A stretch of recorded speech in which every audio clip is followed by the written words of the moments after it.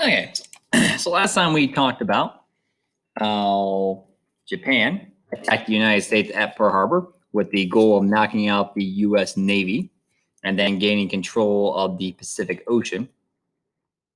However, even though part of the Navy had been destroyed, the aircraft carriers, which are kind of the more important things that we needed for the war, were totally fine because they weren't at Pearl Harbor. However, with our Navy sustaining heavy amounts of damage at Pearl Harbor, the Japanese were able to expand into the Pacific. And there's a couple things that they were able to kind of take in the early parts of 1942, within the 6 months after the attack at Pearl Harbor. Let's make a bullet and write down the word surrenders. We'll talk about a couple of places that end up surrendering. Surrendering is basically when you give up. That's what surrendering is. So bullet surrenders. At the bullet surrenders, let's make a 1 and let's write down Singapore. 2/15/1942. So 1 Singapore, 2/15/1942.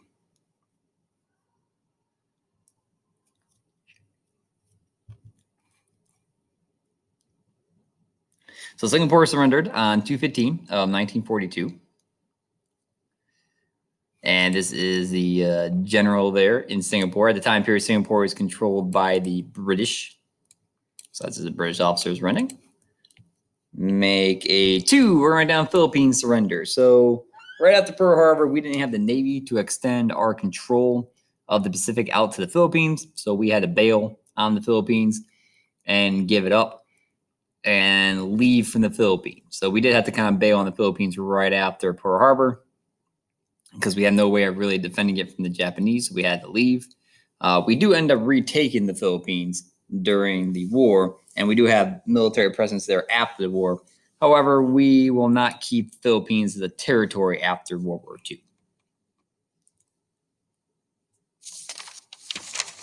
So 2 was Philippines surrenders. So in the months after Pearl Harbor, for the next about 6 months, the Japanese are pretty much able to kind of do as they want.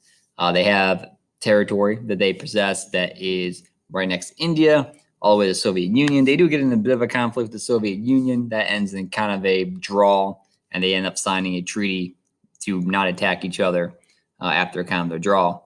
And they also have pushed their territory as well to the Aleutian Islands. So they've also pushed up to the Aleutian Islands. The Aleutian Islands, if you don't know what those are the islands off the coast of Alaska. So they are American territory, and they did take over a couple of those islands. And of course, after Pearl Harbor, our president at the time period, Franklin Roosevelt, declares war on Japan. And then we started changing our industry into pure manufacturing, into industrial resources, basically started producing, of course, the things that we need to produce, warships, guns, planes. So we're able to kind of get that going. Gonna make a 3. And for 3, we're going to write down massive American industrial resources are brought against Japan. So after, of course, Pearl Harbor, then we immediately got to work on producing and changing up factories to start producing stuff that we needed for warfare.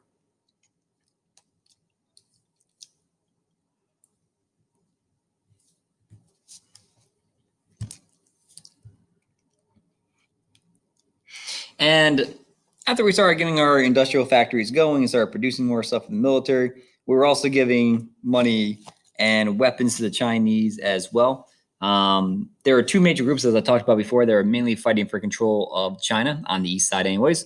That was the nationalists led by Chiang Kai-shek and the communists led by Mao Zedong. We like Chiang Kai-shek, the nationalists, so we kind of like them. So we were sending war materials, money, and weapons to help Chiang Kai-shek fight against the Japanese. Go ahead and make a 4 and write down U.S. sent war material to Chiang Kai-shek. So 4, U.S. send war material to help Chiang Kai-shek. So Chiang Kai-shek, he was a leader as the nationalists, and we were sending stuff to him. We'll talk more about him in our next unit, in unit number 3.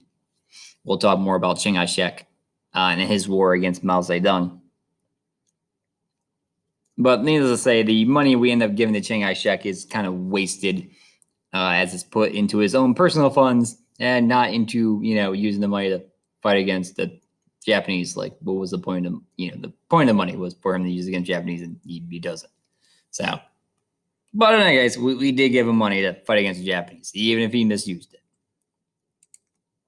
All right, this is a picture of just showing kind of new ships being made and pouring out into the Pacific. So this is us kind of making more ships and then, starting to send them out. We had 3 major U.S. operations that we were leading. We had one from Hawaii that was going out to the west. So we had one from Hawaii going out westward that was going island hopping. Island hopping is when you take over an island, gain control of it, then you use that as a staging point to attack the next island, then take over that island, use a staging point to go to the next island. You're just kind of hopping from place to place. So you just kind of attack the next island, move all the stuff, attack the next island, move all the stuff, attack the next island, move all the stuff.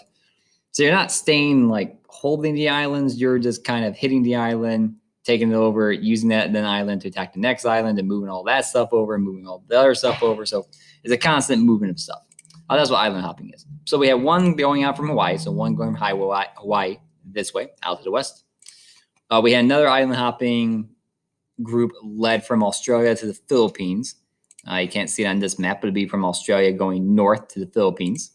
And then a third drive that we had against the Japanese was us sending some troops over to help out the British and the Chinese, and particularly fighting in kind of going from India out towards Burma, not modern day Myanmar.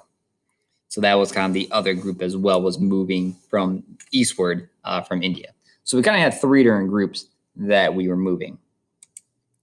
We're going to stop there. Next time, we're going to talk about the Battle of Midway.